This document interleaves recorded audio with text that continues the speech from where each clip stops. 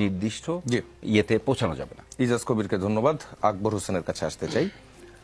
আমরা শুরুটা যেটা দিয়ে করেছিলাম আর কি, গত শুক্রবারে নাসিরউদ্দিন পাটোয়ারির উপর হামলার ঘটনায় পুলিশ প্রথমে মামলা নিতে গড়িমসি করলো, তারপর আবার মামলাটা নিয়েছে। এ ঘটনায় ছাত্রদল আবার একটি পাল্টাপাল্টি মামলা করে এবং এরপর পুলিশ খুব আবার অ্যাক্টিভ ভূমিকায় চলে যায়। প্রধানমন্ত্রী বলেছিলেন পুলিশকে রাজনৈতিকভাবে ব্যবহার করা হবে না। এখানে পুলিশের আচরণ, প্রধানমন্ত্রীর নির্দেশনা আর বিরোধী দলের সাথে পুলিশের আচরণ বিশ্লেষণ করে আপনি কি বলবেন, কতটা বদলেছে আমাদের রাজনৈতিক এবং প্রশাসনিক সংস্কৃতি? না, একেবারেই বদলেনি, মানে একেবারেই বদলেনি। কারণ হচ্ছে যে দেখুন, ঝিনাইদহে যে ঘটনাটা ঘটেছে, আমি যতটুকু মিডিয়াতে দেখলাম, এটাই যদি ঘটনা হয়ে থাকে, এখানে আমি নাসিরউদ্দিন পাটোয়ারির কোনো দোষ দেখছি না, একদমই কোনো দোষ দেখছি না। নাসিরউদ্দিন পাটোয়ারি কাউকে যদি ব্যক্তিগতভাবে আক্রমণ করে কথা বলেন, এটা যে ব্যক্তিকে আক্রমণ করে কথা বলছেন উনি সেটাতে মানহানিতে পড়ছেন কিনা এটা উনি বিবেচনা করবেন। উনি তার বিরুদ্ধে মানহানির মামলাও করতে পারেন।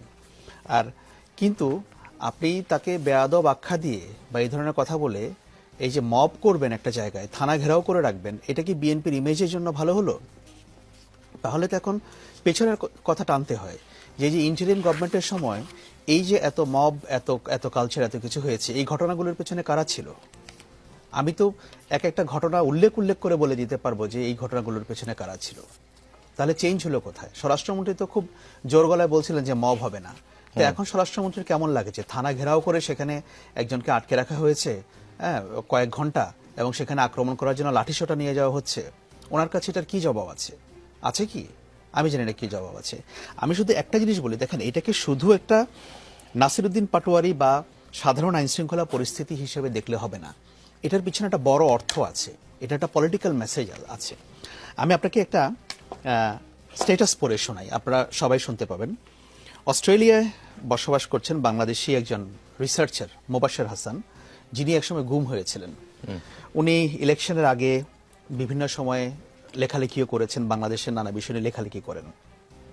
উনি লিখেছেন যে বিএনপির কিছু মানুষজন ইউনূস এবং এনসিপি এবং জামায়াতকে গালি দিতে দিতে আওয়ামী লীগকে এমনভাবে নর্মালাইজ করে ফেলছে, দেখে মনে হচ্ছে গত 15 বছর বিএনপির উপর দমনপীড়ন সব ইউনূস, এনসিপি আর জামায়াত ইসলামী করেছে।